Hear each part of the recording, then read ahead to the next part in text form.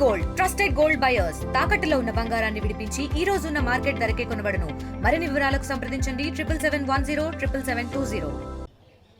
విజయనగరంలో ఉగ్ర మూలాల కోసం తీవ్రంగా దర్యాప్తు జరుగుతున్న పరిస్థితి కనిపిస్తుంది. అదేవిధంగా మరోవైపు చూసుకుంటే ఇప్పటికే ఈరోజు 4వ రోజు ఒక పక్క సమీరు అలాగే సయ్యద్లకు సంబంధించినటువంటి సిరాజు సమీరు వీళ్ళకి సంబంధించినటువంటి కస్టడీ కూడా 4వ రోజు అయితే ఒకవైపు కొనసాగుతున్న పరిస్థితి కనిపిస్తుంది. ఈ కస్టడీలో కూడా నిన్నటి వరకు కూడా నోరు మెదపినటువంటి సిరాజు ఈరోజు నోరు విప్పి వాళ్ళకి సంబంధించిన కొన్ని సమాచారాలు కూడా చెప్తున్నటువంటి సమాచారం కూడా వస్తున్న పరిస్థితి కనిపిస్తుంది. ముఖ్యంగా చూసుకుంటే ఏదైతే ఈ సిరాజు పూర్తిగా దీనికి సంబంధించినటువంటి ఉగ్రవాద సంబంధించిన కుట్ర ఏ విధంగా పన్నాడు, అలాగే ముఖ్యంగా చూసుకునే దేశంలో ఉన్నటువంటి ప్రముఖ నగరాలు ఏ నగరాల్లో రిక్కీ నిర్వహించారు అనే కోణంలో కూడా దర్యాప్తు మరింత ముమ్మరంగా కొనసాగుతున్న పరిస్థితి కనిపిస్తుంది. దీనిలో భాగంగా ముఖ్యంగా విజయనగరంలో మొట్టమొదటిసారిగా బాంబు పేలుళ్ళు అయితే జరపాలంటూ ఒకవైపు అయితే రిక్కీ నిర్వహించిన పరిస్థితి కనిపించింది. ముఖ్యంగా చూసుకుంటే ఏదైతే విజయనగరంలో ఉన్నటువంటి విద్యుత్ స్టేడియం ఆ ప్రాంగణంలో మాత్రమే ఎందుకు బాంబు పెట్టాలనుకున్నారనే కోణంలో కూడా మరొకవైపు అయితే మాత్రం చూస్తున్న పరిస్థితి కనిపిస్తుంది. ముఖ్యంగా చూసుకుంటే అక్కడి నుంచి వచ్చింది కూడా ఆ అటువైపు అయితే తప్పించుకోవడానికి సేఫెస్ట్ ప్లేస్గా అంటూ కూడా మరికొంత సమాచారం కూడా వస్తున్న పరిస్థితులు కనిపిస్తున్నాయి. ఇదే క్రమంలోనే ప్రధానంగా చూసుకుంటే ఏదైతే ఈ ముఖ్యంగా దేశంలో ఉన్నటువంటి ఏ ప్రాంతాల్లో ఈరోజు రిక్కీ నిర్వహించారు, రిక్కీలో నిర్వహించడంలో ఎక్కడెక్కడ ప్రధాన నగరాల్లో ఆ నగరాల్లో ఏ ప్రాంతాల్లో చూశారనే కోణంలో కూడా ఈరోజు చూస్తున్న పరిస్థితి కనిపిస్తుంది. ముఖ్యంగా చూసుకుంటే సిరాజ్ అయితే గత 7 సంవత్సరాల పాటు కొత్తవలస ప్రాంతంలో కూడా నివాసం అయితే ఉన్నటువంటి సమాచారం కూడా ఉంటుంది. అయితే కొత్తవలసలో ఉన్నటువంటి ఎక్కడైతే నివాసం ఉన్నారో ఆ నివాసం ఉన్నటువంటి ప్రాంత చుట్టుపక్కల వాసులను కూడా ఈరోజు దర్యాప్తు అయితే చేస్తున్నటువంటి పరిస్థితులు కూడా కనిపిస్తున్నాయి. ఇదే క్రమంలో మరోవైపు చూసుకుంటే ఏదైతే డిసిసి బ్యాంక్ కూడా ఇంతవరకు కూడా అధికారులు అయితే ఎవరు వెళ్ళలేదంటూ కూడా మరొక వైపు చెప్పుకొస్తున్న పరిస్థితి కనిపిస్తుంది. ఆ లాకర్లో ఏముందని కూడా అందరికీ కూడా ఒక ప్రశ్నార్థకంగా చూస్తున్న పరిస్థితులు కూడా కనిపిస్తున్నాయి.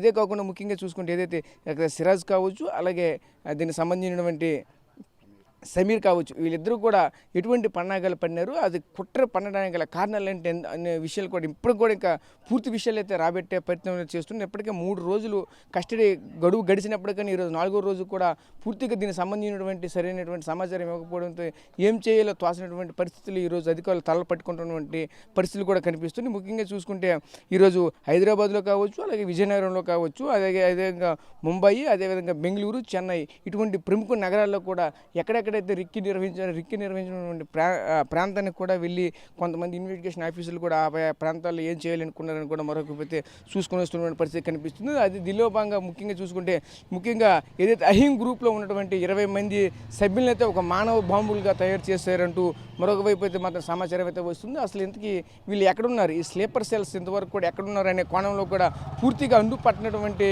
ఒక విషయంగా అయితే మాత్రం ఉంటున్న పరిస్థితి కనిపించింది. ఎందుకంటే ఎవరు కూడా బయటపడినటువంటి పరిస్థితులు కూడా కనిపిస్తుంది. ఇంతవరకు కూడా ఎక్కడ ఎవరు ఏ మూల ఉన్నారని కూడా పూర్తిగా విషయాలు అయితే మాత్రం బయటికి రావటం లేదు. అయితే నిన్నటి వరకు చూసుకుంటే ఈ ఉగ్రవాద దీనికి సంబంధించినటువంటి ఎవరైతే ఉన్నారో ఇప్పుడు సంబంధించినటువంటి సమీర్ కావచ్చు అలాగే సిరాజ్ కావచ్చు ఇద్దరు కూడా శిక్షణకి పొందారని కూడా మరొక వ్యక్తి చెప్పుకొస్తున్న పరిస్థితి కనిపిస్తుంది. దీనిలో భాగంగానే ఏదైతే అహీం గ్రూప్ అయితే ఒకటి క్రియేట్ చేశారు. ఈ అహీం గ్రూప్లో ఎవరెవరు ఉన్నారు, ఎంతమంది ఉన్నారు అనే కోణంలో వాళ్ళపైన కూడా మరింత దృష్టి పెట్టి వాళ్ళని కూడా దర్యాప్తు చేస్తున్నటువంటి పరిస్థితులు మాకు కనిపిస్తున్నాయి. ఇప్పటికే వీళ్ళకి సంబంధించిన కొంతమంది అయితే మాత్రం సుమారుగా 12 మంది వరకు కూడా పూర్తిగా మన దేశం నుంచి విదేశాలకు కూడా వెళ్ళిపోయారంటూ కొంత సమాచారం కూడా వస్తున్న పరిస్థితులు అయితే కనిపిస్తున్నాయి. ముఖ్యంగా చూసుకుంటే ఏదైతే వీళ్ళకి సంబంధించినటువంటి పూర్తిగా ఆర్థిక మూలాలు ఎవరెవరైతే అందించారో వాళ్ళని కూడా పూర్తిగా ఛేదించే ప్రయత్నం కూడా మరొక వైపు చేస్తున్నటువంటి నేపథ్యం అయితే కనిపిస్తుంది. ముఖ్యంగా చూసుకుంటే మరొక వైపు ఏదైతే అసలు సౌదీ కావచ్చు ఒమాన్ కావచ్చు ఈ యొక్క దేశాల నుంచి అయితే వీళ్ళకి ఎవరు పూర్తిగా అన్ని విషయాలను కూడా ట్రాన్స్పరెంట్గా చెప్పేవాళ్ళు, దీనికి సంబంధించినటువంటి అంశం కూడా మరొక వైపు చూసుకొని వస్తున్న పరిస్థితులు కనిపిస్తున్నాయి. అదేవిధంగా ముఖ్యంగా చూసుకుంటే ఏదైతే వీళ్ళకి సంబంధించినటువంటి యాప్స్ ఏమైనా సరే రీసెంట్గా ఉన్నటువంటి ఒక కొత్త యాప్ను కూడా సిగ్నల్ యాప్ను కూడా కనిపెట్టి సిగ్నల్ యాప్లో ఎటువంటి సమాచారం అయితే వీళ్ళు షేర్ చేసుకున్నారు, ఎవరెవరికి కలవాలనుకున్నారు. ముఖ్యంగా చూసుకుంటే మరొక వైపు ప్రధానంగా ఉన్నటువంటి నగరాలు ఏవే ఉన్నాయో ఆ నగరాల్లో కొన్ని సమావేశాలకు కూడా పాల్గొన్నటువంటి సమాచారం కూడా అవుతుంది. ఆ పాల్గొన్నటువంటి సందర్భంలో ముఖ్యంగా ఎవరిని కలిశారు, ఆ కలిసినలో ఎవరెవరితో ఏం మాట్లాడారు, వీళ్ళకి బ్యాక్గ్రౌండ్లో ఎవరు వీళ్ళకి ఫుడ్ సపోర్ట్ ఉంటున్నారు అని కూడా మరొక కోణంలో అయితే చూసుకుని వస్తున్న పరిస్థితి కనిపిస్తుంది. నిన్నటి వరకు కూడా మరొకవైపు ఎవరైతే రాజేష్ సింగ్ ఉన్నారో రాజేష్ సింగ్ కూడా కొన్ని పోస్టులు పెట్టారు.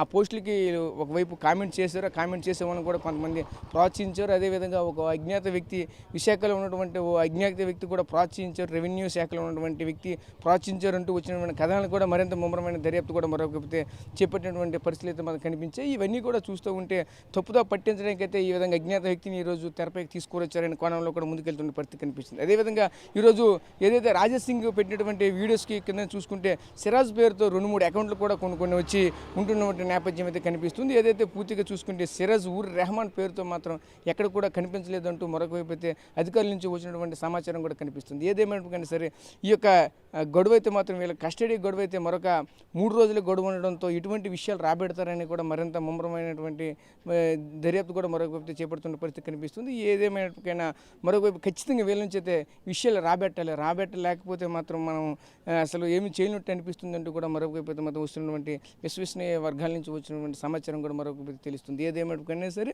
ఖచ్చితంగా అయితే మేమైతే రాబెడతామంటూ లోకల్ పోలీసులు కూడా మరొక వైపు అయితే చెప్పుకొస్తున్న పరిస్థితి కనిపిస్తుంది. ఈ రోజు కనుక పూర్తిగా ఈ యొక్క ఏదైతే వీళ్ళకి ఇచ్చినటువంటి వారం రోజుల గడువులో పూర్తిగా సమాచారం రాబెట్టలేని ఎడలైతే మాత్రం పూర్తిగా వీళ్ళ నుంచి ఎన్ఐఏ అయితే పూర్తిగా కస్టడీకి తీసుకునే అవకాశాలు కూడా కనిపిస్తున్నాయి. ఇప్పటికే ఈ యొక్క వీళ్ళకి సంబంధించినటువంటి పలు బృందాలు కూడా ఒకవైపు ఎన్ఐఏ బృందము, అలాగే దానికి సంబంధించినటువంటి ఏదైతే యాంటీ టెర్రరిజం స్క్వాడ్కి సంబంధించినటువంటి బృందాలు, అదేవిధంగా దీనికి సంబంధించి ఏపీ అండ్ తెలంగాణ సంబంధించినటువంటి కౌంటర్ ఇంటెలిజెన్సీకి సంబంధించిన అధికారులు అంతా కూడా ఈ యొక్క ప్రాంతానికి వచ్చి పూర్తిగా మరింత కులంకుశంగా ప్రతి ఒక్క అంశాన్ని కూడా పరిశీలిస్తున్న పరిస్థితి కనిపిస్తున్నాయి. ఏదేమైనా సరే ముఖ్యంగా ఏదైతే పేలుడు పదార్థాలకు సంబంధించిన ప్రతి ఒక్క అంశాన్ని కూడా చాలా కులంకుశంగా పరిశీలిస్తున్న పరిస్థితి కనిపిస్తుంది. ప్రస్తుతం ఇది 4వ రోజు జరుగుతున్నటువంటి కస్టడీలో ఉన్నటువంటి వ్యవహారాలుగా తెలుస్తున్నటువంటి పరిస్థితులు కనిపిస్తున్నాయి. ఇది ప్రస్తుతం ఉన్నటువంటి తాజా పరిస్థితి. కెమెరా పర్సన్ నాయుడుతో రాజేష్, RTV, విజయనగరం నుంచి. ఇండియా పాకిస్తాన్ ఉద్రిక్తతలపై లేటెస్ట్ అప్డేట్స్ కోసం డౌన్లోడ్ చేసుకోండి RTV లైవ్ యాప్.